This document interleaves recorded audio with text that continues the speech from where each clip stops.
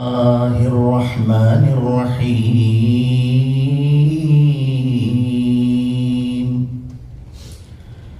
الحمد لله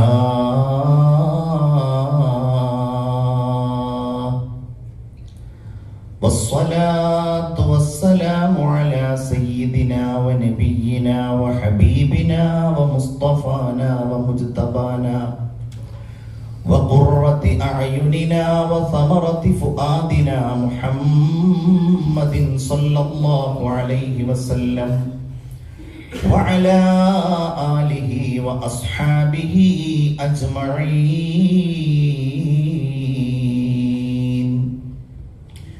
أعوذ بالله من الشيطان الرجيم.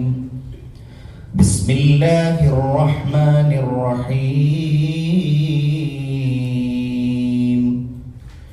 والنجم إذا هوى ما ضل صاحبكم وما غوى وما ينطق عن الهوى إن هو إلا وحي يوحى.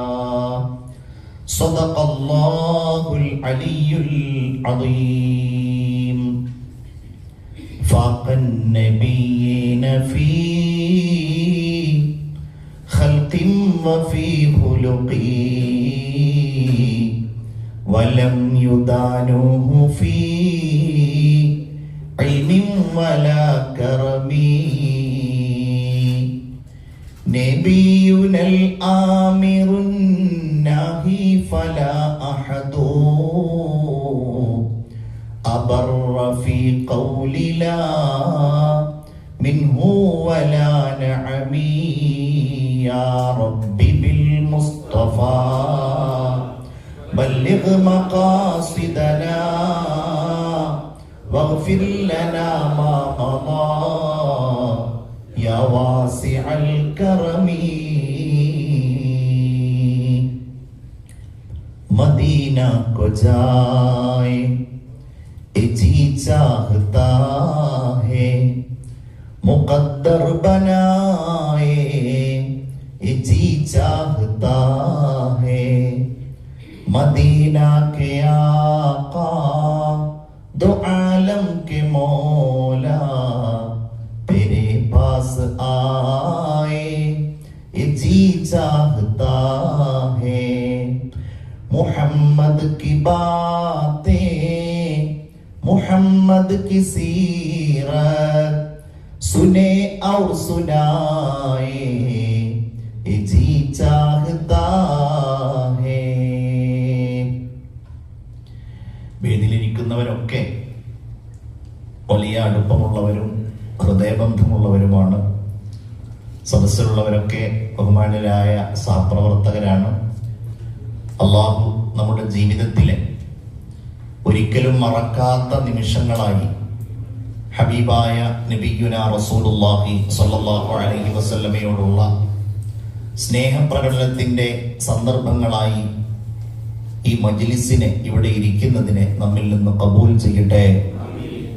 ഇവിടെ നമ്മൾ ഓർത്ത മരണപ്പെട്ടു പോയ എല്ലാവരുടെയും പരലോക ജീവിതത്തിലേക്ക് അള്ളാഹു ഈ സദസ്സിന്റെ മഹത്വത്തെ എത്തിച്ചു കൊടുക്കട്ടെ. ആമീൻ യാ റബ്ബൽ ആലമീൻ എന്ന ആമുഖമായി ദുആ ചെയ്യുകയാണ്. ഈ മാസത്തിൽ പ്രത്യേകിച്ച് നമ്മളുടെയൊക്കെ ഹൃദയാന്തർഭാഗങ്ങളിൽ ഹബീബായ നബിയുനാ റസൂലുള്ളാഹി സ്വല്ലല്ലാഹു അലൈഹി വസല്ലമയോടുള്ള സ്നേഹത്തിന്റെ പൂവാടി തീർക്കപ്പെടും. കുറെ അവിടുത്തെ കുറിച്ച് കേട്ട് അവിടുത്തെ സംബന്ധിച്ച് അറിഞ്ഞ് ഹബീബിനോടുള്ള ആ സ്നേഹം ഇങ്ങനെ ആകാശത്തോളം ഉയർന്ന് ലൗഹും കലമും പ്രാപിക്കും. നബിയോടുള്ള ഇഷ്ടം ഈ ലോകത്ത് നിന്ന് മാത്രം പൂർത്തിയാക്കപ്പെടേണ്ട ഒരു സംഗതിയല്ല. അല്ലാമ ഇഖ്ബാൽ ഹബീബായ നബിയെ നന്നായി സ്നേഹിച്ചിരുന്ന ഒരു മുഹിബ്ബുർ റസൂലായിരുന്നു സ്വല്ലല്ലാഹു അലൈഹി വസല്ലം. ഇഖ്ബാൽ പറയുന്ന ഒരു കാര്യം, എന്റെ ജീവിതത്തിൽ എനിക്ക് നബിയെ പരിചയപ്പെടുത്തിയത് എന്റെ ഉപ്പയാണ് എന്നതാണ്. ഞാനിതിങ്ങനെ ആമുഖമായി പറയുന്നത് നമ്മുടെ ഒരു ദൗത്യം അതുകൂടിയാണ് എന്ന് പറയാനാണ്. നമ്മളുടെ മക്കൾ നമ്മെക്കുറിച്ച് അത് പറയുന്ന അവസ്ഥയിലേക്ക് നബിയോടുള്ള ബന്ധത്തെ നമ്മൾ എത്തിക്കണം. അദ്ദേഹം പല ഇടങ്ങളിലും പറയുന്നുണ്ട്, എന്റെ പിതാവിലൂടെയാണ് ഞാൻ നബിയെ കണ്ടത്. ചെറുപ്പത്തിൽ അദ്ദേഹത്തിന് ഒരു 3-4 വയസ്സൊക്കെ പ്രായമുള്ള ഒരു ഘട്ടം, അദ്ദേഹത്തിന്റെ വീടിന്റെ മുമ്പിൽ ഒരു യാചകൻ വന്നു. യാചകനെ കണ്ടപ്പോൾ, അദ്ദേഹത്തിന്റെ കയ്യിലുള്ള സെഞ്ചി കണ്ടപ്പോ ഇക്ബാലിന് ഒരു കുസൃതി തോന്നി. മുറ്റത്ത് കിടന്ന ഒരു കമ്പെടുത്ത് ആ സെഞ്ചിയിൽ ഇങ്ങനെ കുത്തിയപ്പോ യാചകന്റെ കയ്യിൽ നിന്ന് ആ സെഞ്ചി താഴേക്ക് വീണു. ഇത് കണ്ടിട്ടാണ് ഇക്ബാലിന്റെ ഉപ്പ നൂർ മുഹമ്മദ് ഇങ്ങനെ വരുന്നത്. തന്റെ കുഞ്ഞ് വീടിന്റെ മുമ്പിൽ വന്ന ഈ യാചകനെ കയ്യിൽ കമ്പെടുത്തുകൊണ്ട് ഉപദ്രവിക്കുന്നത് കണ്ടപ്പോ ഈ പിതാവാകെ നിയന്ത്രണം വിട്ടുപോയി. ഇക്ബാലിനെ മാറ്റി നിർത്തി, യാചകനെ കെട്ടിപ്പിടിച്ചു. ആരാണെന്നൊന്നും അറിയില്ല. അയാളെ തന്റെ വീടിന്റെ അകത്തേക്ക് കയറ്റിയിരുത്തി അയാളെ സൽക്കരിക്കുകയാണ്. പിതാവിന്റെ കണ്ണ് നിറഞ്ഞിട്ടുണ്ടായിരുന്നു. ഇക്ബാൽ പറയുന്നുണ്ട്, ഉപ്പ അദ്ദേഹത്തോട് പറഞ്ഞു, സഹോദര, എനിക്ക് മാപ്പ് തരണം. എന്റെ മകൻ അങ്ങയോട് കാണിച്ച ഈ അപരാധം അങ്ങ് പൊറുക്കണം, അത് മറന്നു കളയണം. നാളെ മഹ്ശറിലെത്തുമ്പോ നബി സല്ലല്ലാഹു അലൈഹി വസല്ലമയെ നമ്മൾ കണ്ടുമുട്ടുമ്പോ എന്നെ ചൂണ്ടിയിട്ട് എന്റെ മകന് ഞാൻ തർബിയത്ത് കൊടുത്തിരുന്നില്ല, എന്റെ മകൻ നിങ്ങളെ ഉപദ്രവിച്ചിട്ടുണ്ട് എന്ന് പറഞ്ഞ് നിങ്ങൾ നബിയുടെ മുമ്പിൽ എനിക്കെതിരായി സാക്ഷി പറയരുതേ എന്നൊക്കെ പറഞ്ഞ് തന്റെ പിതാവ് ആ യാചകനോട് ഇങ്ങനെ കേണപേക്ഷിക്കുന്ന രംഗം പറയുന്നുണ്ട് ഇക്ബാൽ. അതിലൂടെയാണ് അങ്ങനെ ഒരാൾ നാളെ മഹ്ശറിൽ നമ്മളെ കാത്തിരിക്കുന്നുണ്ടാവും, ആ മഹാനായ മനുഷ്യന്റെ മുമ്പിൽ ഞാൻ നിൽക്കേണ്ടി വരും എന്ന കാര്യം ഇക്ബാലിന്റെ മനസ്സിൽ പതിയുന്നു. അങ്ങനെ ഇക്ബാൽ അത് പല കവിതകളിലും ഇങ്ങനെ വർണ്ണിക്കുന്നുണ്ട്. ഒരിടത്ത് അദ്ദേഹം പറയുന്നത് ഇങ്ങനെയാണ്, അല്ലാഹുവേ,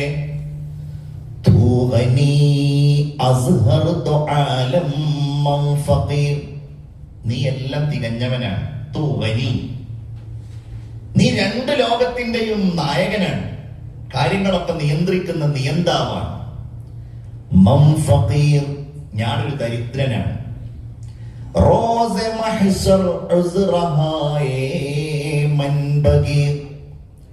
നാളെ നിന്റെ മുമ്പിൽ മഹ്ശറിന്റെ ബീഭത്സമായ ഘട്ടത്തിൽ ഞാൻ, ആ സന്ദർഭത്തിൽ വിചാരണയുടെ വേളയിലേക്ക് ഞാൻ വരുമ്പോൾ എന്നെ നീ വെറുതെ വിടുമോ റബ്ബേ? ഇക്ബാൽ ചോദിക്കുകയാണ്, മഹ്ശറിൽ വിചാരണയൊക്കെ എങ്ങനെ ചെയ്യുന്ന സമയത്ത് എന്നെ വിചാരണ ഇല്ലാണെന്ന് നീ വെറുതെ വിടോ? വീണ്ടും അദ്ദേഹം പറയുന്നു,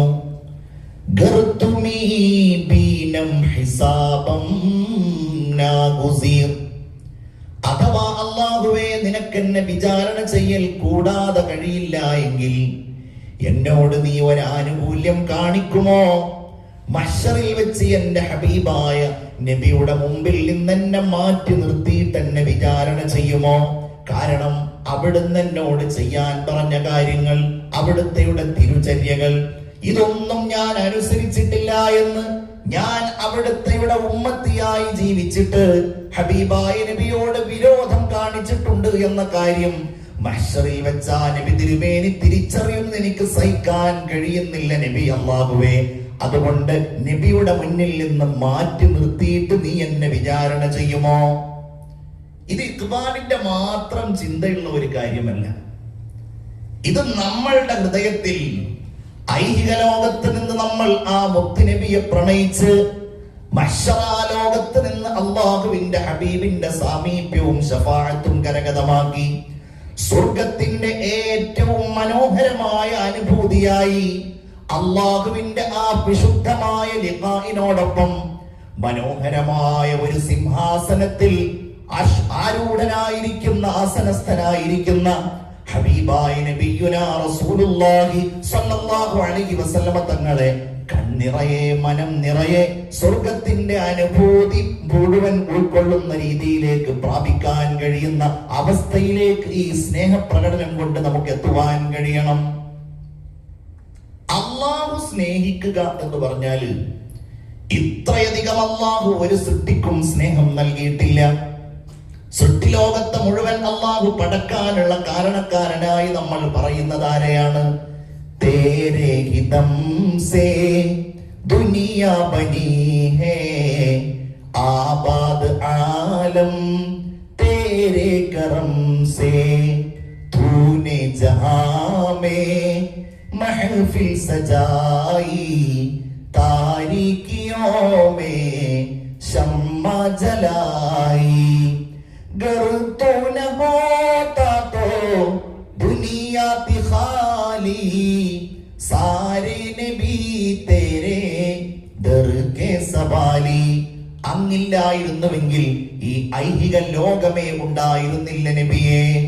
അല്ലാഹു ഈ ലോകത്തെ മുഴുവൻ പടക്കുന്നതിന് മുമ്പ്, ഈ പ്രപഞ്ചത്തെ ആകമാനം പടക്കുന്നതിന് മുമ്പ് റബ്ബ് മാത്രം ഉണ്ടായ ഒരു ഘട്ടത്തിൽ റഹ്മാനായ റബ്ബ് തന്നെ പറയുന്ന കാര്യമാണ്, ഫഅഹ്ബബ്തു അൻ ഉഅറഫ, ഞാൻ അറിയപ്പെടാൻ ആഗ്രഹിച്ചു.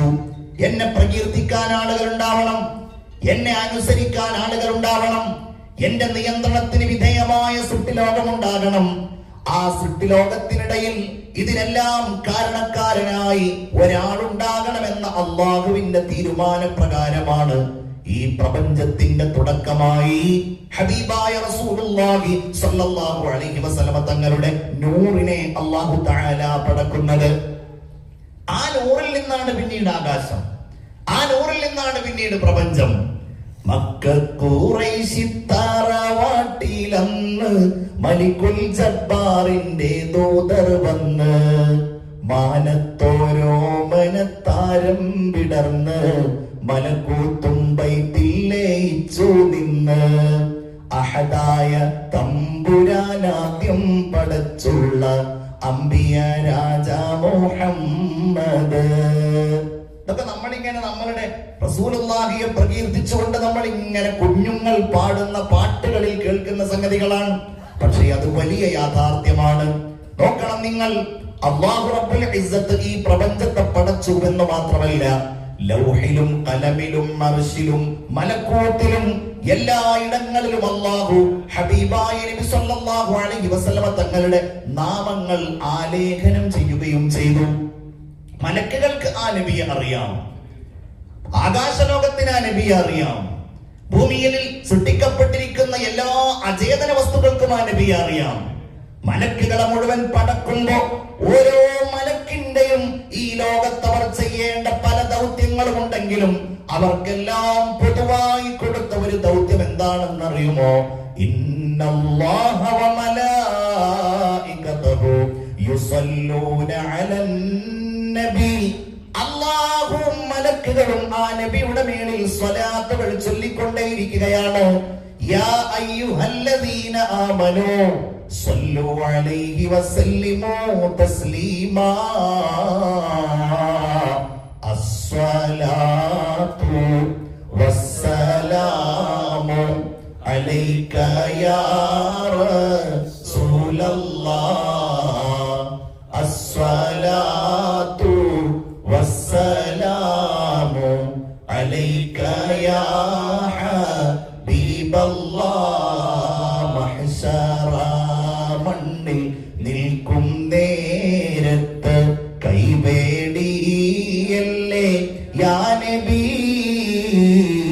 മൗത്തിൻ നേരത്തും ഉമ്മത്തിയെന്നു എത്തോരാണെന്റെ വാരിധി. അസ്സലാത്തു വസ്സലാമു അലൈക യാ റസൂലല്ലാഹ്.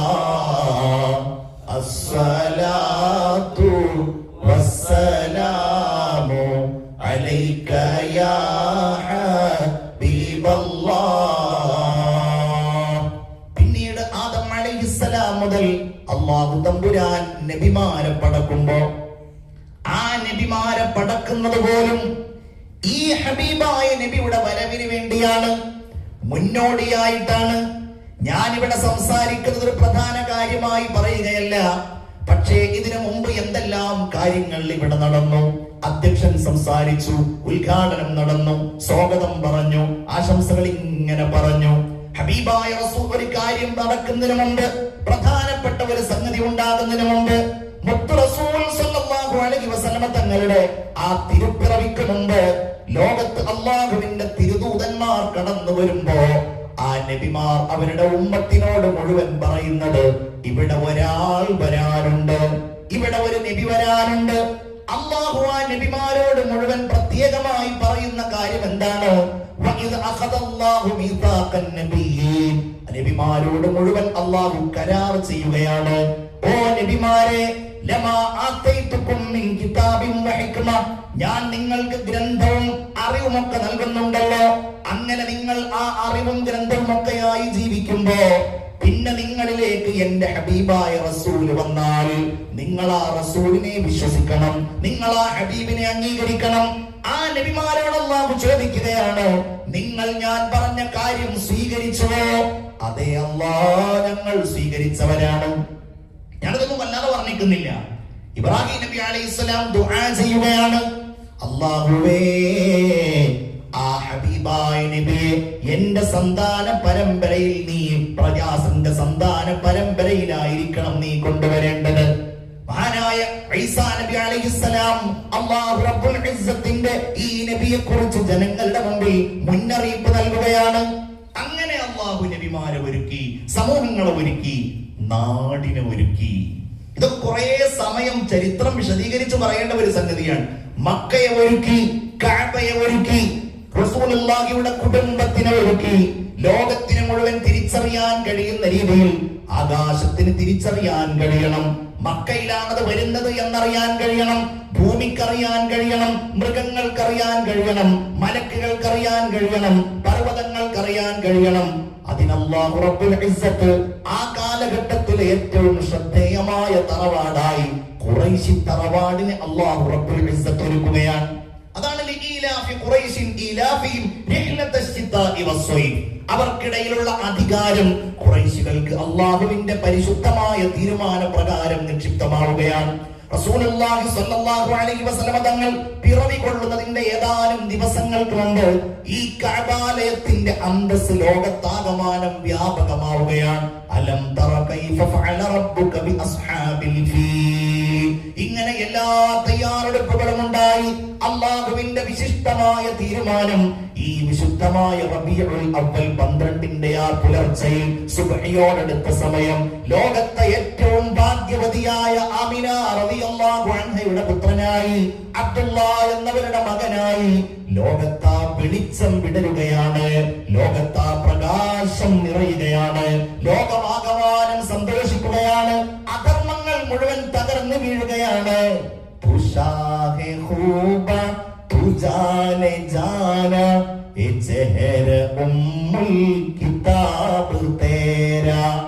അങ്ങനെയാണ് അല്ലാഹു തആല മുത്ത് റസൂൽ മുഹമ്മദ് മുസ്തഫ സല്ലല്ലാഹു അലൈഹി വസല്ലം ഈ ദുനിയാവിലേക്ക് കൊണ്ടുവന്നത്. ഒരു സാധാരണ മനുഷ്യനായിട്ടല്ല. എല്ലാ സുന്ദരന്മാരുടെയും സൗന്ദര്യത്തിന്റെയും രാജാവാണ് മുഹമ്മദ് മുസ്തഫ. സ്വലാത്തു ചൊല്ലൂ മുഹമ്മദ് മുസ്തഫ സല്ലല്ലാഹു അലൈഹി വസല്ലം. പൂർണ്ണ ചന്ദ്രനേക്കാൾ പ്രകാശമുണ്ടായിരുന്നു, സൂര്യനേക്കാൾ വെളിച്ചമുണ്ടായിരുന്നു. മുത്ത് റസൂലിന്റെ നിഴൽ ഭൂമിയിൽ പതിക്കുമായിരുന്നില്ല. കാരണം ആ നിഴലിൽ ആരെങ്കിലും ചവിട്ടിയാലോ സൂര്യനേക്കാൾ വെളിച്ചം, ആ വെളിച്ചത്തെ ജനങ്ങളുടെ കണ്ണിൽ നിന്ന് അല്ലാഹു റബ്ബുൽ ഇസ്സത്ത് മറച്ചു വെക്കുമായിരുന്നു. എന്നാലും സ്വഹാബികൾക്ക് അവിടുത്തെ പ്രഭയെ തിരിച്ചറിയാൻ കഴിയുമായിരുന്നു. റസൂലുള്ളാഹി സ്വല്ലല്ലാഹു അലൈഹി വസല്ലം തങ്ങളെ വർണ്ണിക്കുന്നുണ്ട് സ്വഹാബികള് അവിടുത്തെ നെറ്റിത്തടത്തിന്റെ പ്രകാശത്തെ കുറിച്ച്, അവിടുത്തെ ചുണ്ടിന്റെ ചുവപ്പിനെ കുറിച്ച്, അവിടുത്തെ താടി രോമങ്ങളുടെ ആ കറുപ്പിനെ കുറിച്ച്. ആയിഷ ബീവി റളിയല്ലാഹു അൻഹയുടെ മുമ്പിലേക്ക് ഒരിക്കൽ നല്ല കറുത്ത തലപ്പാവടിഞ്ഞിട്ട് ഒരിക്കൽ മുഹമ്മദ് മുസ്തഫ സല്ലല്ലാഹു അലൈഹി വസല്ലം തങ്ങൾ ഇങ്ങനെ വന്നിട്ട് ചോദിച്ചു, ആയിഷ എങ്ങനെയുണ്ട് എന്റെ ഈ തലപ്പാവ്? നമ്മളൊക്കെ ചോദിക്കുന്നത് പോലെ തന്നെ നമ്മൾ നല്ലൊരു വസ്ത്രം ധരിച്ചാൽ എങ്ങനെയുണ്ടെന്ന് ചോദിക്കൂല ഭാര്യയോട്. ആയിഷ റളിയല്ലാഹു അൻഹ മറുപടി പറയാണ്, നബിയെ, അങ്ങയുടെ മുഖത്തിന്റെ വെണ്മ കാരണത്താൽ ആ തലപ്പാവിന്റെ കറുപ്പ് നന്നായി കാണുന്നുണ്ട്. തലപ്പാവിന്റെ കറുപ്പ് കാരണത്താൽ അങ്ങയുടെ മുഖവും നന്നായി വെളുത്ത് കാണുന്നുണ്ട്. നല്ല തൂവെള്ള മുഖം എന്ന് മാത്രമല്ല, നമ്മൾ പറയാറുണ്ടല്ലോ, ചുവപ്പ് കലർന്ന ആ വെളുത്ത നിറം. മഹാനായ സഹാബി സമുറത്ത് ജാബിർ ബിൻ സമുറ റളിയല്ലാഹു അൻഹു പറയുന്നുണ്ട്, നല്ല നിലാവുള്ള ഒരു രാത്രിയാണ്, പൗർണമി നന്നായി പ്രശോഭിക്കുന്നുണ്ട്. ഞങ്ങൾ ഇങ്ങനെ കുറച്ചാളുകൾ മരുഭൂമിയിൽ ഇരുന്നു കൊണ്ട് ഇങ്ങനെ സംസാരിക്കുകയാണ്. ആ സമയത്താണ് ഒരു ഭാഗത്ത് നിന്ന് മന്ദം മന്ദം മുഹമ്മദ് റസൂലുള്ളാഹി സ്വല്ലല്ലാഹു അലൈഹി വസല്ലം തങ്ങൾ ഇങ്ങനെ നടന്നു വരുന്നത്. അദ്ദേഹം പറയാണ്, ഞാൻ ചന്ദ്രനിലേക്ക് നോക്കി, എനിക്കൊരു കാര്യം മനസ്സിലായി, എന്റെ നബിയുടെ മുഖമാണ് ചന്ദ്രന്റെ മുഖത്തെക്കാൾ പ്രഭാപൂരിതമായത്. ആ ചന്ദ്രന്റെ പൂർണ്ണതയേക്കാൾ എന്റെ നബിയുടെ മുഖത്തിന് പ്രകാശമുണ്ട്. അന്ത ശംസുൻ അന്ത ബദറു അന്ത നൂറുൻ ഫൗക നൂരി അന്ത ഇക്സീറും വഗാലി അന്ത മിസ്ബാഹുസ് സുദൂരി യാ നബി സലാം അലൈക്കും യാ റസൂൽ സലാം അലൈക്കും യാ ഹബീബ് സലാം അലൈക്കും സ്വലവാത്തുല്ലാഹി അലൈക്കും. സ്വഹാബികൾ പറയുന്നുണ്ട്, രാവിലെ സൂര്യൻ ഇങ്ങനെ ഉദിച്ചു വരുമ്പോ നിങ്ങൾ സൂര്യന്റെ ആ ഒരു മനോഹാരിത കണ്ടിട്ടില്ലേ? ചിലപ്പോ നബി വരുമ്പോ ഞങ്ങൾക്ക് അങ്ങനെ തോന്നിപ്പോകുമായിരുന്നു. വേറെ സ്വഹാബി പറയാണ്, നല്ല തിളങ്ങുന്ന വാള് കണ്ടിട്ടില്ലേ? അതിങ്ങനെ വെട്ടിത്തിളങ്ങുന്നത്, ചിലപ്പോൾ നബിയുടെ മുഖത്തേക്ക് നോക്കിയാൽ ഞങ്ങൾക്ക് അങ്ങനെ തോന്നുമായിരുന്നു. സഹാബത്തുൽ കിറാം ഹബീബായ റസൂലുള്ളാഹി സ്വല്ലല്ലാഹു അലൈഹി വസല്ലം തങ്ങളെ വർണ്ണിക്കുകയാണ്. തുഷാഹെ ഖൂബ തുജാനെ ജാന യേ ചെഹര ഉമ്മുൽ കിതാബ് തേര. അങ്ങയുടെ മുഖം വിശുദ്ധമായ ഖുർആൻ അങ്ങയുടെ മുഖത്തിന്റെ സാരമാണ്. അങ്ങയുടെ മുഖം വിശുദ്ധമായ ഖുർആനാണ്, ഉമ്മുൽ കിതാബാണ്. കിതാബിന്റെ സാരം നബിയെ അങ്ങയുടെ മുഖമാണ്. നബൻ സകേഗ നബൻ സകീ ഹേ നബൻ സകേഗ മിസാൽ തേരി ജവാബ് തേര. അങ്ങേക്ക് തുല്യമായിട്ട് ഈ ലോകത്തൊന്നും ഉണ്ടായിട്ടില്ല, ഇനി ഉണ്ടാകാൻ പോകുന്നുമില്ല. കാരണം അത്രമേൽ പ്രഭയും പ്രഭാവവുമായിരുന്നു ഹബീബായ സയ്യിദുനാ വ നബിയുനാ മുഹമ്മദ് മുസ്തഫ സ്വല്ലല്ലാഹു അലൈഹി വസല്ലം തങ്ങൾക്ക്. റസൂലുള്ളാഹിന്റെ മുമ്പിൽ നബിയോട് വിരോധമുള്ള ആളുകൾ വന്നാൽ അവരലിഞ്ഞില്ലാതെയായി പോകുമായിരുന്നു. വിശ്വസിച്ചു കഴിഞ്ഞാലോ ആ വിരോധം എത്രത്തോളം ഉണ്ടോ അതിനപ്പുറത്തേക്ക് അവരുടെ ഹൃദയത്തിൽ സ്നേഹം നിറയുമായിരുന്നു. മഹാനായ അംർ ഇബ്നുൽ ആസ് റളിയല്ലാഹു അൻഹു പറയുകയാണ്, മരണപ്പെടുന്ന സന്ദർഭത്തിൽ അദ്ദേഹത്തിന്റെ മകൻ ഇങ്ങനെ സംസാരിക്കുമ്പോൾ അബ്ദുള്ളയോട് പറയുകയാണ്, അബ്ദുല്ലാ, എന്റെ ഹൃദയത്തിൽ എനിക്ക് ഏറ്റവും വെറുപ്പുണ്ടായിരുന്നത് നബിയോടായിരുന്നു. എന്നാൽ എന്റെ മനസ്സിൽ ഇന്ന് ആ സ്നേഹം വല്ലാതെയുണ്ട് അബ്ദുല്ലാ. പിന്നെ മോനെ, പക്ഷേ ഒരിക്കലും ആ നബിയുടെ മുഖം എങ്ങനെയായിരുന്നു എന്ന് എന്നോട് നീ ചോദിക്കല്ലേ. കാരണം അതെനിക്ക് പറയാൻ കഴിയില്ല. അത്രമേൽ ഞാൻ ആ നബിയെ നോക്കുമായിരുന്നെങ്കിലും ഞങ്ങൾക്കൊരിക്കലും കണ്ണിറയെ നബി സല്ലല്ലാഹു അലൈഹി വസല്ലം തങ്ങളെ കാണാൻ കഴിയുമായിരുന്നില്ല. അത്രമേൽ പ്രഭയും പ്രഭാവവുമായിരുന്നു. വിശുദ്ധമായ മദീനയിൽ ആ പച്ചക്കുട്ടയുടെ താഴെ ലോകത്തുള്ള മുഅ്മിനീങ്ങൾ മുഴുവൻ ഒരു നോക്ക് ചെല്ലാനും കാണാനും ആഗ്രഹിക്കുന്ന ആ വിശുദ്ധമായ റൗളയിൽ അന്തിയുറങ്ങുന്ന നമ്മളുടെ കരളിന്റെ കാതലായ ഹൃദയത്തിന്റെ തുടിപ്പായ ആയിരക്കണക്കിന് ലക്ഷക്കണക്കിന് ആളുകൾ തിങ്ങി താമസിക്കുന്ന ഈ ബാംഗ്ലൂർ പട്ടണത്തിൽ നിന്ന് ഇന്നൊരായിരം മലക്കുകൾ സ്വലാത്തുകളും സലാമുകളുമായി ഈ ആകാശം കടന്നു പോകുന്ന പരിശുദ്ധ ഹബീബായ സയ്യിദുനാ വ നബിയുനാ മുഹമ്മദ് മുസ്തഫ. എല്ലാവരും ഉറക്കെ സ്വലാത്ത് ചൊല്ലൂ, മുഹമ്മദ് മുസ്തഫ. ആ സ്വലാത്തുകൾ നമ്മളുടെ ഹൃദയത്തിന്റെ ആവേശമാണ്. നമ്മളുടെ പ്രയാസങ്ങളുടെ എല്ലാം തീരുന്നത് ആ സ്വലാത്തിലൂടെയാണ്. നമ്മളുടെ സങ്കടങ്ങൾ അവസാനിക്കുന്നത് ആ സ്വലാത്തിലൂടെയാണ്.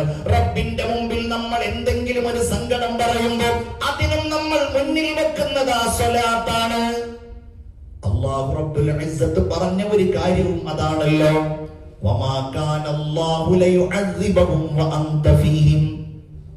നിങ്ങൾ അവരിലുണ്ടെങ്കിൽ, നിങ്ങൾ അവരുടെ മനസ്സിലുണ്ടെങ്കിൽ, നബിയെ അങ്ങ് അവരുടെ കൽബുകളിൽ ഉണ്ടെങ്കിൽ, നബിയെ അങ്ങ് അവരുടെ കണ്ണുകളിൽ ഉണ്ടെങ്കിൽ, നബിയെ അങ്ങ് അവരുടെ ഓർമ്മകളിൽ ഉണ്ടെങ്കിൽ, വമാ കാന അല്ലാഹു ലയുഅദ്ദിബഹും, അല്ലാഹു ഒരിക്കലും അവരെ ശിക്ഷിക്കുകയേ ഇല്ല നബിയേ.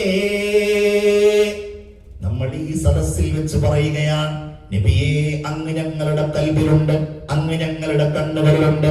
ഞങ്ങൾ അല്ലാഹുവിനോട് എന്ത് ദുആ ചെയ്യുകയാണെങ്കിലും അങ്ങേ ഞങ്ങൾ ഓർക്കാറുണ്ട്. അല്ലാഹുമ്മ സ്വല്ലി അലാ സയ്യിദിനാ മുഹമ്മദിൻ. അല്ലാഹുവിന്റെ റസൂലേ, ഞങ്ങൾ അല്ലാഹുവിനെ വേണ്ടി നിസ്കരിക്കുകയാണെങ്കിലും അങ്ങേക്ക് സലാം പറയാറുണ്ട്. അസ്സലാമു അലൈക അയ്യുഹൻ നബിയ്യു.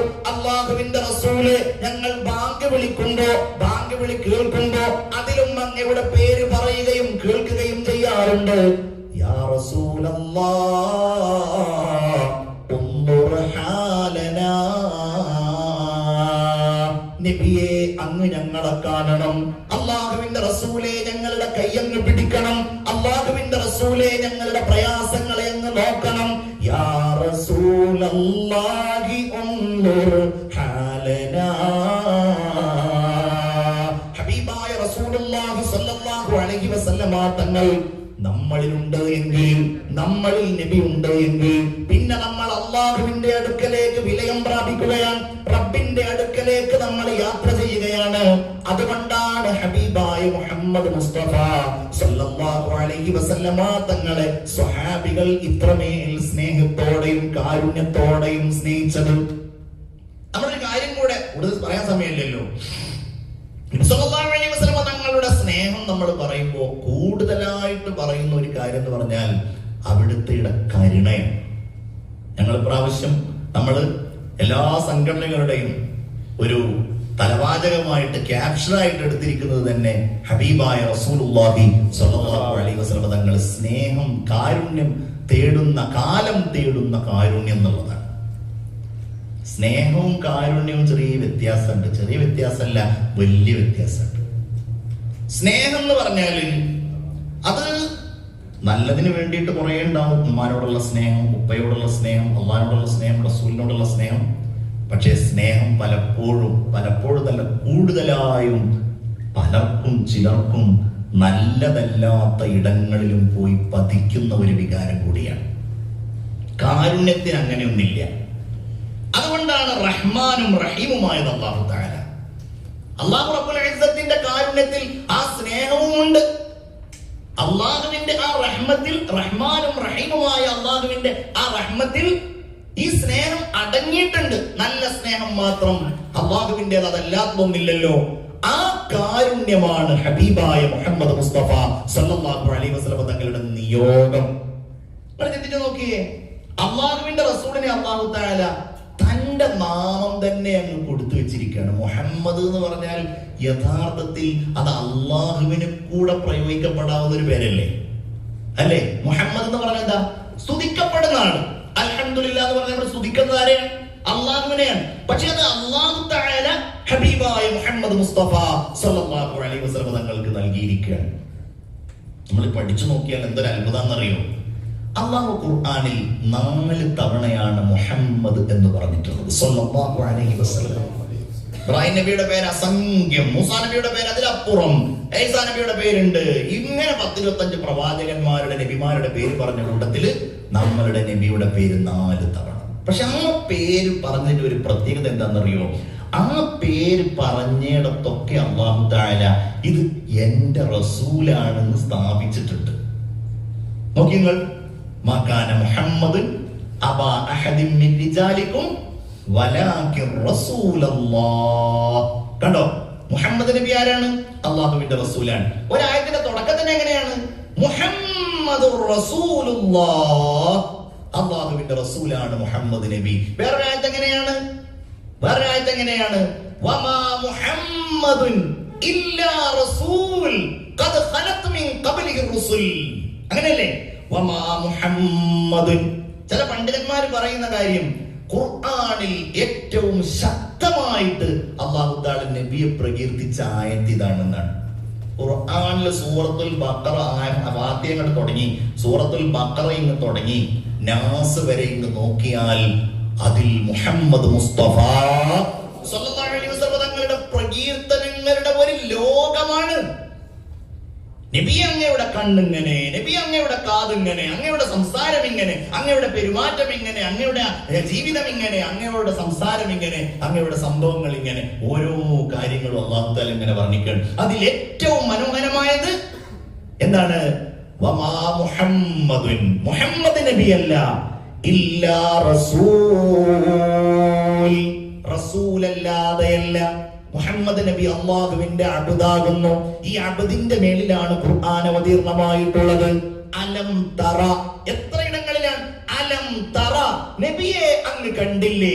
അങ്ങ് കണ്ടില്ലേ എന്ന് ചോദിച്ചാൽ അള്ളാഹുവിന്റെ റസൂൽ ഉണ്ടാകുന്നതിന്റെ മുമ്പ് തന്നെയുള്ള എത്ര സംഗതികളാണ്, ഇനി വരാതിരിക്കുന്ന എത്ര സംഗതികളാണ്. ഉദാഹരണം പറയാം, അലം തറ കൈഫ ഫഅല റബ്ബുക ബി അസ്ഹാബിൽ ഫീൽ. ആനക്കല സംഭവം റസൂലുള്ളാഹി സ്വല്ലല്ലാഹു അലൈഹി വസല്ലം ഭൗതിക ലോകത്തേക്ക് ജനിക്കുന്നതിന് മുമ്പാണ്. പക്ഷെ അല്ലാഹു ചോദിക്കാൻ നബി അങ്ങ് കണ്ടില്ലേ എന്ന് ചോദിച്ചാൽ മുത്ത് റസൂൽ സ്വല്ലല്ലാഹു അലൈഹി വസല്ലം തങ്ങൾ പറക്കുന്നതിന് മുമ്പ് തന്നെ അല്ലാഹു തആല എല്ലാം കാണാനുള്ള കാഴ്ച, ഇനി വരാനിരിക്കുന്ന കാര്യങ്ങളെ മുഴുവൻ കാണാനുള്ള കാഴ്ച എല്ലാം നബിക്ക് അല്ലാഹു തആല നൽകിയിരിക്കുകയാണ്. ആ കാരുണ്യത്തിന്റെ മഹാപ്രവാഹം, പ്രഭാവം, ആ കാരുണ്യത്തിന്റെ സത്തയാണ്. റസൂലുള്ളാഹി തങ്ങൾ റഊഫാണ്, റഹീമാണ്. ജന്നത്ത് ബി ഉനീകി ഹേ, കൗസർ ബി ഉനീകി ഹേ, സച്ച് പൂछो तो अल्लाह की रहमत भी उनकी है. സ്വർഗ്ഗം നബിയുടേതാണ് സല്ലല്ലാഹു അലൈഹി വസല്ലം. ഹൗദുൽ കൗസർ നബിയുടേതാണ്. ഇന്നാ അഅതൈനാകൽ കൗസർ, അത് നബിയുടേതാണ്. നമ്മൾ ചോദിച്ചു നോക്കി, എല്ലാ കാരുണ്യവും നബിയുടേതാണ്. സല്ലല്ലാഹു അലാ മുഹമ്മദ് സല്ലല്ലാഹു അലൈഹി വസല്ലം.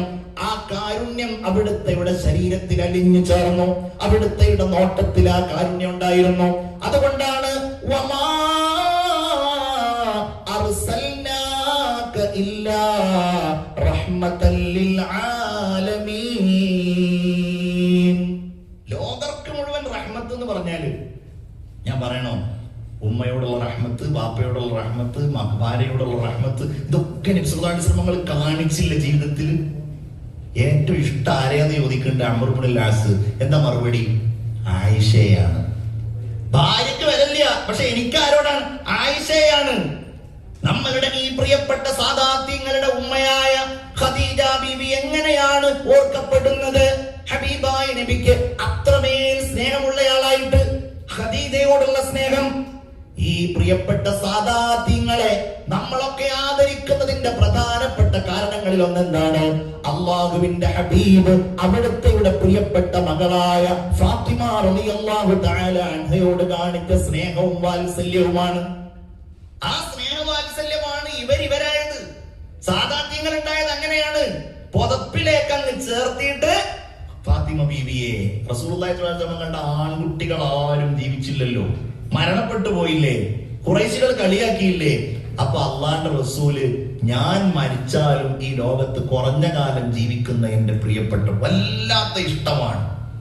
അത് റസൂലുള്ളാഹി സ്വല്ലല്ലാഹു അലൈഹി വസല്ലം ഈ കാര്യത്തിന് മാത്രമല്ല, നമ്മുടെയൊക്കെ പ്രിയപ്പെട്ട പെൺകുട്ടികളോട് നമ്മൾ കരുണ കാണിക്കണം, അവരെ നമ്മൾ സ്നേഹിക്കണം, അവരെ നമ്മൾ കരളിന്റെ കഷ്ണങ്ങളാക്കണം, അവർക്ക് നമ്മൾ വഴി കാണിക്കണം. ഒരിക്കൽ മഹാനായ സെയ്ദ് ഇബ്നു ഹാരിസ് റളിയല്ലാഹു തആല അൻഹു, അലി റളിയല്ലാഹു അൻഹു, ജഅഫർ ഇബ്നു അബീ ത്വാലിബ് എന്നിവരും വല്ലാത്ത തർക്കം നടക്കുകയാണ്. എന്താണ് തർക്കം എന്നറിയോ? നിങ്ങൾ കേൾക്കണം. എല്ലാവർക്കും ഉറക്കം വരുന്നുണ്ട്. ഞാൻ കൂടുതൽ സമയം സംസാരിക്കുന്നില്ല, 11 മണിയായി. ഉറക്കമൊക്കെ ഒന്ന് കളഞ്ഞ എല്ലാവരും ഒരു സ്വലാത്ത് ചൊല്ലും. ഒരു സ്വലാത്ത്. യാ നബി സലാം അലൈക്കും, യാ റസൂൽ സലാം അലൈക്കും, യാ ഹബീബ് സലാം അലൈക്കും, സ്വലവാത്തുല്ലാഹ് അലൈക്കും, അശ്റഖൽ ബദ്റു അലൈനാ ഫഖ്തഫത് മിൻഹുൽ ബദൂറു മിസ്ല ഹുസ്നിക മാ റഅയ്നാ ഖത്തു യാ വസ്സുറൂരി യാ നബി സലാം അലൈക്കും യാ റസൂൽ സലാം അലൈക്കും യാ ഹബീബ് സലാം അലൈക്കും സലവാത്തുല്ലാഹ് അലൈക്കും. തർക്കിക്കാണ് അവരെന്താണ് തർക്കമെന്നറിയുമോ? നമ്മളിൽ 3 പേരോട് അള്ളാഹുവിന്റെ റസൂലിന് ആരെയാണ് വല്ലാത്ത ഇഷ്ടം? ഇങ്ങനെ തർക്കിക്കാൻ മാത്രം അവരോട് കാരുണ്യം കാണിക്കുകയും അവരിൽ ലയിച്ചു ചേരുകയും ചെയ്തിരുന്ന ആളാണ് മുഹമ്മദ് മുസ്തഫ. അങ്ങോട്ട് പോയിട്ട് പറഞ്ഞു നബിക്ക് അങ്ങേ വലിയ ഇഷ്ടമാണ്. കാണുന്ന പലരോടും ഇങ്ങോട്ട് പറയണ റസൂലുള്ളാ എനിക്ക് നിങ്ങളെ വലിയ ഇഷ്ടമാണ്. സ്വഹാബികൾ എന്ത് ഇഷ്ടായിരുന്നു എന്നറിയോ? അവരാരെങ്കിലും വല്ലതും പറയുന്നത് സഹിക്കാൻ കഴിയുമായിരുന്നോ? അല്ലേ? ജീവിതത്തിൽ നമുക്ക് നഷ്ടം എന്താണെന്ന് ചോദിച്ചാൽ, നമ്മളുടെ ഭാഗ്യക്കേട് എന്താണെന്ന് ചോദിച്ചാൽ, റസൂലിന്റെ ജീവിതകാലത്ത് നമുക്കാർക്കും ജീവിക്കാൻ കഴിഞ്ഞില്ല. ആ സ്വഹാബികളിൽ ഒരാളായി കൂടാൻ നമുക്കാർക്കും കഴിഞ്ഞില്ല. അന്ത്യദൂതരെ കാലത്താ മണ്ണിൽ ജന്മം കൊണ്ടിരുന്നെങ്കിൽ ഞാൻ ആറ്റലിൻ സ്വഹാബത്തിൻ കൂട്ടത്തിൽ ഒരുവനായിരുന്നെങ്കിൽ ഞാൻ. അതാ പാടുന്ന എഴുതിയ ആളുടെ മാത്രം ആഗ്രഹമല്ല, മഹ്മൂദിൻ തിരുപാദം ചുംബിച്ച മണ്ണിൽ വാണിരുന്നെങ്കിൽ ഞാൻ. ഞാനിപ്പോ ഒരു സ്ഥലത്ത് ഒരു പ്രസംഗത്തിന് വേണ്ടി പോയപ്പോ ഒരു ആലുവ പള്ളിയിൽ എന്റെ അടുക്കൽ വന്നിട്ട് ഒരാൾ ചോദിച്ചു, നിങ്ങൾ ഒരു പാട്ട് പാടിയിട്ടാണ് എന്നോട് ചോദിച്ചു. റസൂലുള്ളാഹിന്റെ ഒരു മധുര അമ്പരമുറ്റത്തമ്പിളി വന്നതെന്റെ അമ്പിയ രാജനെ കാണാനും, എന്റെ അമ്പിയ രാജനെ കാണാനും. ഇതാണ് ആ പാട്ട്. ഈ പാട്ട് എഴുതിയ ആളെ നിങ്ങൾക്ക് അറിയോന്ന് ചോദിച്ചു. അപ്പൊ ഞാൻ പറഞ്ഞു പാട്ടൊക്കെ എനിക്കറിയാം, പക്ഷെ പാട്ട് എഴുതിയ ആളെ എനിക്കറിയില്ല. എന്തേ കാര്യം?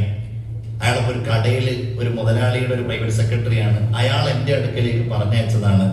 ഇയാൾക്ക് എപ്പോഴും ഈ പാട്ടിനോട് വല്ലാത്ത ഒരു ഇഷ്ടം, ഒരു ആരാധന. ഈ സമ്പന്നനായ ആൾക്ക് നബിയുടെ മഹത്വം, അമ്പരമുറ്റത്ത് ആകാശ ലോകത്ത് അമ്പിളി എത്തി നോക്കുന്നത് എന്റെ നബിയെ കാണാനാണെന്നാണ് ആ ഗായകൻ പറയുന്നത്. അങ്ങനെ കുറെ ദിവസം കഴിഞ്ഞു. ഞാനൊരു സ്ഥലത്തൊരു പ്രസംഗത്തിന് പോയപ്പോൾ ആ സ്ഥലത്ത് ഒരു ചെറുപ്പക്കാരനായ ഒരു പണ്ഡിതൻ എനിക്ക് ഇങ്ങനെ പരിചയപ്പെടുത്തി തരികയാണ്. അപ്പൊ എന്നോട് പറഞ്ഞു, ഇയാൾ ഭയങ്കര പാട്ടെഴുത്തുകാരനാണ്. അപ്പൊ ഇയാൾ ഈ എഴുതിയ പാട്ട് ഏതാണ്? അത് പറഞ്ഞോട് അമ്പരമുറ്റത്തമ്പിളി പാട്ട് ഇയാൾ എഴുതിയതാണ്. ഞാൻ പറഞ്ഞു, ഞങ്ങളെ കുറെ അന്വേഷിച്ചല്ലോ, ഇങ്ങനെ ഒരാള് നിങ്ങളെ കുറിച്ച് എന്നോട് ഇങ്ങനെ ചോദിച്ചിരുന്നല്ലോ. അപ്പൊ ഇയാള് എന്നോട് പറഞ്ഞു, നിങ്ങളോട് ഇങ്ങനെ ഇന്ന ആളാണോ ചോദിച്ചത്? അതെ. അപ്പൊ പറഞ്ഞു, അയാൾ അങ്ങനെ അന്വേഷിച്ച് എന്നെ കണ്ടെത്തി, അയാൾ എന്നെ ക്ഷണിച്ചു, നിങ്ങളെ കാണാൻ ആഗ്രഹമുണ്ടെന്ന് പറഞ്ഞു. എന്നെ കണ്ടപ്പോ അയാൾ സ്നേഹത്തോടെ ആലിംഗനം ചെയ്തു. എന്നോട് ചോദിച്ചു, നിങ്ങൾക്ക് എന്തൊരു സമ്മാനമാണ് ഞാൻ തരേണ്ടത്? ഞാനൊരു ബൈക്ക് നിങ്ങൾക്ക് വാങ്ങിച്ചത് കുറച്ച് മുമ്പാണ്. അപ്പൊ അയാൾ പറഞ്ഞു, എനിക്കൊന്ന് മദീനയിൽ പോകണം, എനിക്കൊന്ന് ഉംറ ചെയ്യണം. അങ്ങനെ ആ ഉംറക്ക് ഈ സുഹൃത്തിനെ കൊണ്ടുപോയി എന്ന് പറയുമ്പോ നമ്മളൊക്കെ ഇങ്ങനെ ഇത്തരം പാട്ടുകളും ഇത്തരം കാര്യങ്ങളൊക്കെ റസൂലുള്ളാഹി സ്വല്ലല്ലാഹു അലൈഹി വസല്ലമ തങ്ങളുടെ ആ ഇഷ്ടവും ആ സ്നേഹവും അവിടുത്തെ വ്യക്തിത്വവും ഒക്കെ നമ്മളുടെ മനസ്സിൽ പതിപ്പിക്കുന്നത് അങ്ങനെയുള്ള പാട്ടുകളാണ്. ചില ആളുകൾക്ക് അതൊരു വികാരമായി മാറും. ഞാൻ പറയുന്നത് സഹാബത്തുൽ കിറാം നബിയുടെ അടുക്കൽ ചെന്നാൽ നബിയോട് എത്ര സ്നേഹത്തോടെയായിരുന്നു സംസാരിച്ചിരുന്നത്. അവർക്കെല്ലാം നബിയായിരുന്നു, കുട്ടികൾക്ക് നബിയായിരുന്നു, അവിടെ ഉണ്ടായിരുന്ന സ്ത്രീകൾക്കെല്ലാം നബിയായിരുന്നു. നബിയോട് വലിയ ഇഷ്ടം, നബിക്ക് അവരോടും ഇഷ്ടം. സഹാബികൾ പറയുന്നുണ്ടല്ലോ, കുട്ടികൾ പറയുന്നുണ്ട്, ചില കുട്ടികൾ അനാഥരായി പോകും. യുദ്ധക്കളങ്ങളിൽ അവരുടെ ഉപ്പമാര് മരണപ്പെടുമ്പോ, അതല്ലെങ്കിൽ രോഗം ബാധിച്ചു മരിക്കുമ്പോ ഈ അനാഥ കുട്ടികളെ ചേർത്ത് പിടിക്കും, അവരെ തലോടും, അവരെ കണ്ടാൽ വാരിയെടുക്കും. അങ്ങനെ കുട്ടികൾ പറയാണ്, ഞങ്ങൾ വിചാരിച്ചു ഞങ്ങളുടെ ഉപ്പമാര് മരിച്ചിരുന്നെങ്കിൽ ഞങ്ങളെ അല്ലാഹുവിന്റെ റസൂൽ ഇങ്ങനെ ചേർത്ത് പിടിക്കുമായിരുന്നല്ലോ. ഉഹദ് യുദ്ധത്തിൽ റസൂലുള്ളാഹി തങ്ങൾ വഫാത്തായി, കൊല്ലപ്പെട്ടു എന്നുള്ള ആ വാർത്ത മദീനയിൽ പരന്നപ്പം മദീനയിൽ നിന്ന് ആളുകളൊക്കെ ഓടിപ്പോവുകയാണ്. ആ ഓടുന്ന കൂട്ടത്തിൽ ഒരു പെണ്ണുമുണ്ട്. ആളുകൾ ഇങ്ങനെ വരുമ്പോ നബി എവിടെ, നബിയോട് ആരും ഒന്നും പറയുന്നില്ല. ഒരു മയ്യത്ത് കൊണ്ടുവരുമ്പോ ചോദിച്ചു, ഇതെന്താണ്? അത് നിങ്ങളുടെ വാപ്പയാണ്. വേറൊരു മയ്യത്താരുടേതാണ്, മകനാണ്, ഭർത്താവാണ്. അതൊക്കെ ഒന്ന് നോക്കുന്നു, പോകുന്നു. അവസാനം ഇങ്ങനെ പോകുമ്പോഴുണ്ട് ഹബീബായ നബിയും കുറച്ചാളുകളും ഇങ്ങനെ നടന്നു വരുന്നു. നബി സല്ലല്ലാഹു അലൈഹി വസല്ലമ തങ്ങളുടെ വസ്ത്രത്തിന്റെ തലയിൽ പിടിച്ചുകൊണ്ട് കണ്ണീരോടെ ആ പെണ്ണ് പറഞ്ഞു, നബിയേ, കുല്ലു മുസീബത്തിൻ ബഅദക ജലലുൻ യാ റസൂലല്ലാഹ്, തേരെ ഖുർബാൻ പ്യാരെ മുഹമ്മദ്, ഗിർ രഹാ ഹൂ മുझे भी सवालो, अपने प्यारे नवासों का सदका, अपने प्यारे नवासों का सदका. അല്ലാഹുവിന്റെ റസൂലേ, ഞങ്ങൾക്ക് എല്ലാം അങ്ങയിൽ ഞങ്ങൾ സമർപ്പിച്ചവരാണ്. ഈ സഹോദരി പറയുകയാണ്, നബിയേ, ഞങ്ങളുടെ എല്ലാ വിപത്തുകളും അങ്ങയെ കണ്ടാൽ അതെല്ലാം നിസ്സാരമാണ്. യാ റസൂലല്ലാഹ് സ്വല്ലല്ലാഹു അലാ മുഹമ്മദ് സ്വല്ലല്ലാഹു അലൈഹി വസല്ലം. എങ്ങനെ ഇഷ്ടല്ലാതിരിക്കുക? അബൂ ഹുറൈറ റളിയല്ലാഹു അൻഹു പറയാണ്, ഒരിക്കല് എനിക്ക് വല്ലാത്തൊരു വിശപ്പ്, ഭയങ്കര വിശപ്പ്. അങ്ങനെ ഞാനിങ്ങനെ ആരാ എനിക്ക് വല്ല ഭക്ഷണം തരാന്ന് ചോദിച്ചിട്ട് ഞാൻ അങ്ങനെ നോക്കിയപ്പോൾ ഉമർ ഇബ്നുൽ ഖത്താബിന്റെ വീട് കണ്ടു. ഞാൻ ആ വീട്ടിലേക്ക് പോയി. ഉമർ എന്നോട് സലാം മടക്കി. ഞാൻ ഉമറിന്റെ അടുത്ത് പോയിട്ട് ഭക്ഷണം എങ്ങനെ ചോദിക്കുക എന്നുള്ളതൊക്കെ ഞാൻ ചോദിച്ചു. ഒരായത്ത് ഓതിയിട്ട് ഞാൻ ചോദിച്ചു, ഈ ആയത്തിനെ കുറിച്ച് നിങ്ങൾക്ക് എന്താ പറയാനുള്ളത്? ഉമർ തങ്ങൾ ആ ആയത്തിന്റെ വിശദീകരണങ്ങളും മറ്റും എനിക്ക് പഠിപ്പിച്ചു തന്നു. അങ്ങനെ ഞാൻ സലാം പറഞ്ഞു പോരും ചെയ്തു. അങ്ങനെ ഞാൻ പോന്ന് കുറച്ചങ്ങ് എത്തിയപ്പോൾ ഞാനങ്ങ് ബോധരഹിതനായി വീണു പോവുകയാണ്. അങ്ങനെ കുറെ കഴിഞ്ഞപ്പോൾ എന്റെ കവിളിൽ ഒരു തണുപ്പ് പോലെ, എന്റെ മുഖത്തെല്ലാം ആരോ ഇങ്ങനെ തടയുന്നത് പോലെ എന്നെ ആരോ വിളിക്കുന്നുണ്ട്, അബൂ ഹുറൈറ, അബൂ ഹുറൈറ. ഞാൻ ഇങ്ങനെ കണ്ണു തുറന്നു നോക്കിയപ്പോ എന്റെ മുമ്പിൽ പുഞ്ചിരിയോടെ നിൽക്കുന്നുണ്ട് മുഹമ്മദ് മുസ്തഫ സല്ലല്ലാഹു അലൈഹി വസല്ലം. എന്റെ കൈ പിടിച്ചു. ഞാൻ മെല്ലെ എഴുന്നേറ്റു. എന്നെ ചേർത്ത് പിടിച്ചു വീട്ടിലേക്ക് കൊണ്ടുപോയി. അവിടെ ഇരുത്തി പാലെടുത്തിട്ട് എന്റെ കയ്യിൽ തന്നു. യാ അബാഹിർ, സ്നേഹത്തോടെ വിളിക്കൂല, അബൂ ഹുറൈറ എന്നല്ല, അബാഹിർ, കുടിക്ക് കുടിക്ക്. കുടിച്ച് എന്റെ വയറ് നിറഞ്ഞു. ഞാൻ അങ്ങോട്ട് സന്തോഷിച്ചു. ഞാൻ എന്നിട്ട് ഇങ്ങോട്ട് പുറത്തിറങ്ങിയപ്പോൾ ഉമർ ഇങ്ങനെ വരുന്നുണ്ട്. ഉമറെ, ഞാൻ ഇന്ന കാര്യത്തിനാണ് ഞാൻ വന്നിരുന്നത്. എന്നോട് പറയണ്ടല്ലോ. എന്തിനു ഞാൻ പറയണം? നിന്നെക്കാൾ എനിക്ക് ഏറ്റവും അടുപ്പമുള്ള ഒരാൾ എന്റെ വിശപ്പ് മാറ്റിയല്ലോ, മുഹമ്മദ് മുസ്തഫ സല്ലല്ലാഹു അലൈഹി വസല്ലം. സ്വഹാബികൾക്ക് ഇതായിരുന്നു നബി. എല്ലാവർക്കും ഇവര് മൂന്ന് പേരും തർക്കിച്ചിട്ട് അവസാനം പറഞ്ഞു, എങ്കിൽ നമുക്ക് നബിയുടെ അടുക്കൽ പോയിട്ട് തീരുമാനിക്കാം ആരോടാണ് വലിയ ഇഷ്ടം. റസൂലുള്ളാഹിന്റെ അടുക്കൽ പോയി വാതിലിൽ മുട്ടി. റസൂലുള്ള വാതിൽ പറഞ്ഞു, എന്താ നിങ്ങൾ ഈ നേരത്ത്? ഞങ്ങൾ തമ്മിൽ തർക്കമുണ്ട്, നിങ്ങൾക്ക് ഏറ്റവും ഇഷ്ടം ആരോടാണ്? ആരെയാ പറഞ്ഞത്?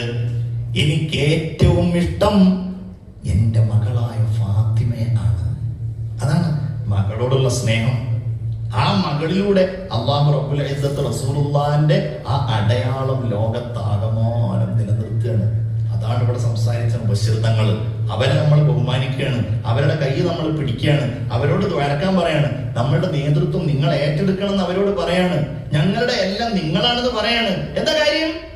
അവരുടെ ആ രക്തത്തിൽ, അവരുടെ ആ പാരമ്പര്യത്തിൽ ഒരാളുണ്ട്, സയ്യിദുനാ വ നബിയുനാ മുഹമ്മദ് മുസ്തഫ സല്ലല്ലാഹു അലാ മുഹമ്മദ് സല്ലല്ലാഹു അലൈഹി വസല്ലം.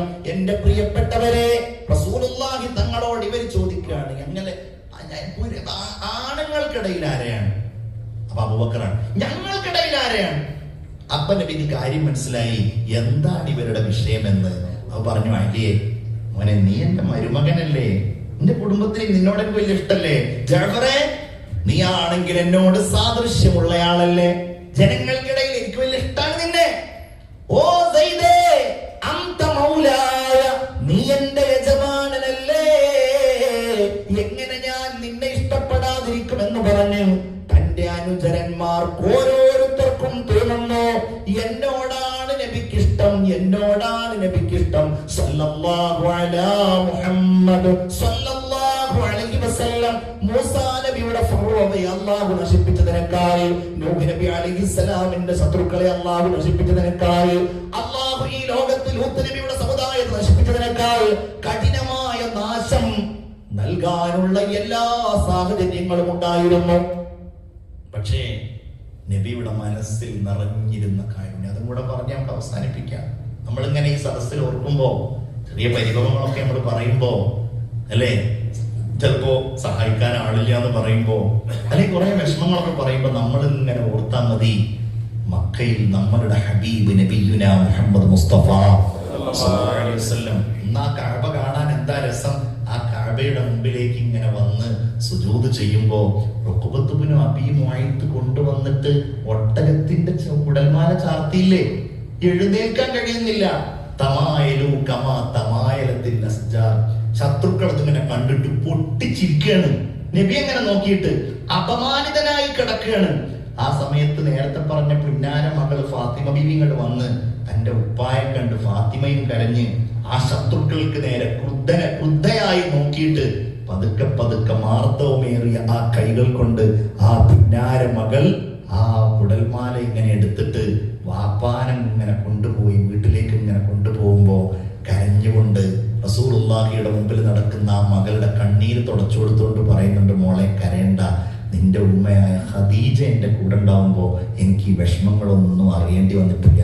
അതുകൊണ്ട് റസൂലുള്ളാഹി ഈ മകളെ പറ്റി പറയുന്നുണ്ട്, എന്റെ ഫാത്തിമ എന്റെ മകൾ മാത്രമല്ല, ഫാത്തിമയുടെ ഉപ്പായുടെ ഉമ്മ കൂടിയാണ്. ഫാത്തിമത്തു ഉമ്മു അബീഹ എന്നൊരു ഹദീസ് ഉണ്ട്. കാരണം എന്താ, ഖദീജ ബീവി വഫാത്തായിട്ട് റസൂലുള്ളാഹിക്ക് ഒരു ഉമ്മയെ പോലെ പരിചരണം നൽകുമായിരുന്നു മഹദിയായ ഫാത്തിമ റളിയല്ലാഹു അൻഹ. മക്കയിൽ നിൽക്കാൻ കഴിയുന്നില്ല. ഖദീജ ബീവി വഫാത്തായി, അബൂ ത്വാലിബ് വഫാത്തായി.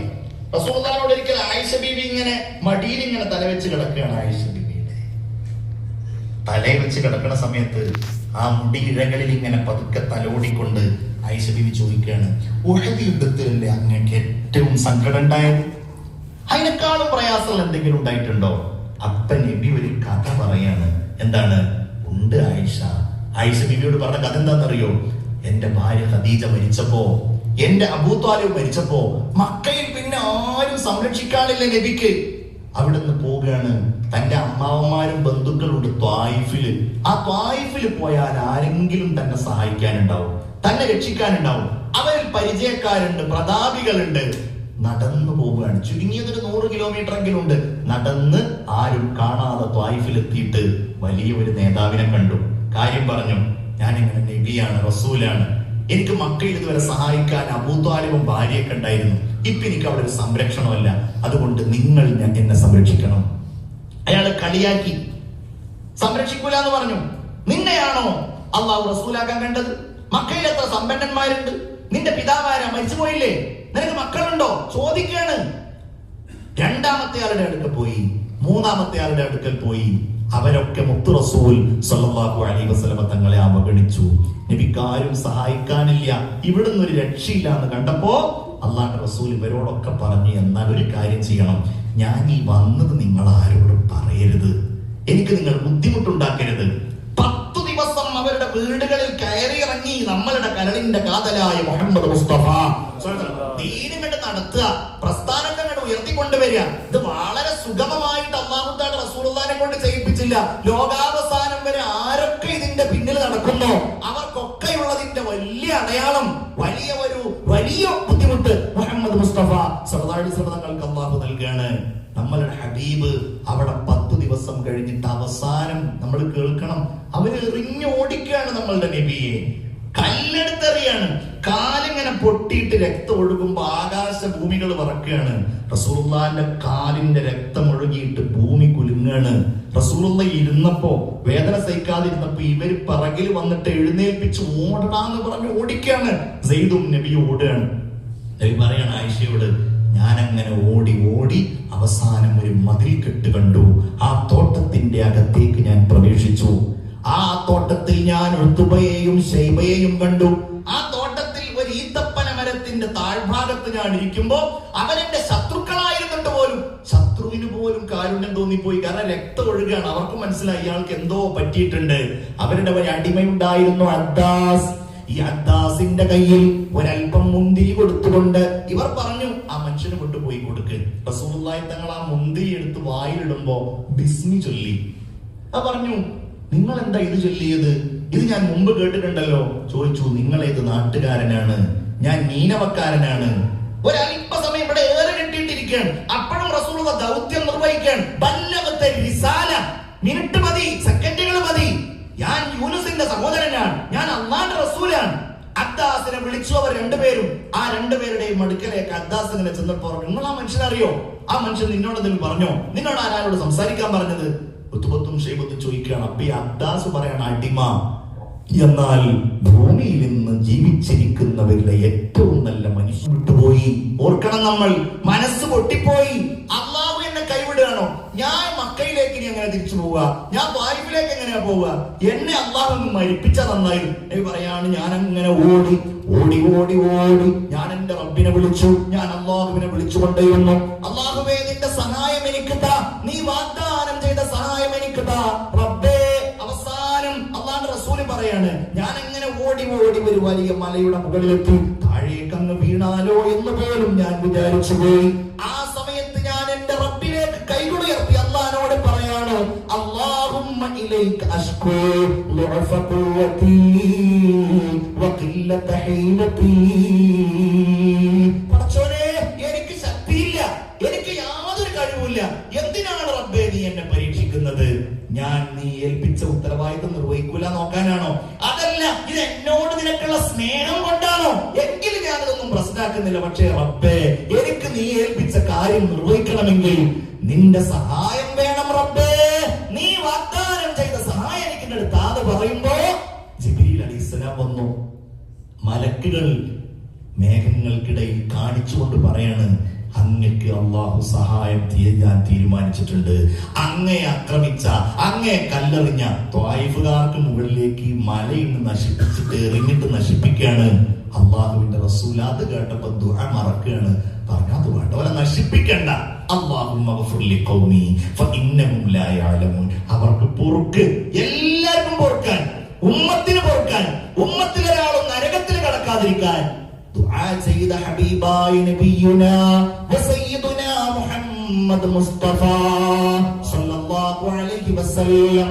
അല്ലാഹുവിന്റെ ഹബീബിന്റെ ആ കാരുണ്യം ഇനി നമുക്ക് വേണ്ടത് മഹ്ശറിലാണ്, ജീവിതകാലത്താണ്. ഒരുപാട് തവണ ആ റൗള ശരീഫിൽ പോയി മുത്തുനബിയോട് സലാം പറയാൻ കൊതിക്കുന്നവരാണ് നമ്മളൊക്കെ. അല്ലാഹുവേ, കുറെ പറയാൻ ആഗ്രഹമുണ്ട്. സമയം 11:15. അല്ലാഹുവേ, ഞങ്ങളൊന്ന് സ്വീകരിക്കണേ തമ്പുരാനെ.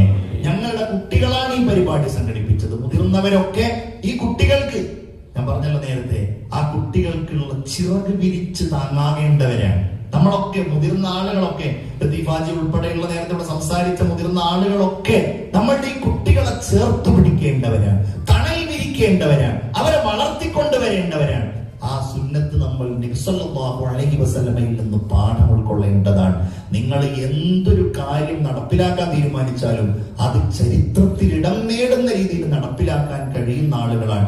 ഇൻഷാ അല്ലാഹ് SKSSFന്റെ മെമ്പർഷിപ്പ് കാലാവധി വരികയാണ്, കാലയളവ് വരികയാണ്. നമ്മളുടെ ഈ ബാംഗ്ലൂരിൽ ഏറ്റവും സുന്ദരമായ രീതിയിൽ അതിന്റെ പ്രവർത്തനങ്ങളൊക്കെ നടത്തി. നേരത്തെ ഇവിടെ പലരും പല പരിപാടികളെയും സംബന്ധിച്ച് പറഞ്ഞതുപോലെ നമ്മൾ ഏറ്റവും ഭംഗിയായി, ഏറ്റവും ഗംഭീരമായി ദീനിന്റെ അടയാളങ്ങൾ നമ്മളുടെ ഹബീബായ മുഹമ്മദ് മുസ്തഫ സല്ലല്ലാഹു അലൈഹി വസല്ലം തങ്ങളുടെ ചര്യയെ സ്നേഹിച്ചുകൊണ്ട് നടത്തുന്ന രീതിയിൽ നമുക്ക് മുന്നേറാൻ കഴിയണം ഇൻഷാ അല്ലാഹ്. റസൂലുള്ളാഹിന്റെ മദഹും മഹത്വവും മഹബത്തും ഒന്നും പറഞ്ഞാൽ തീരൂല. നമ്മൾ അതിന്റെ ഭാഗമായി ഇൻഷാ അല്ലാഹ് ഇനി ഇവിടെ ദുആ ചെയ്യാൻ പോകുകയാണ് മരിച്ചവരുടെ പേരിലൊക്കെ.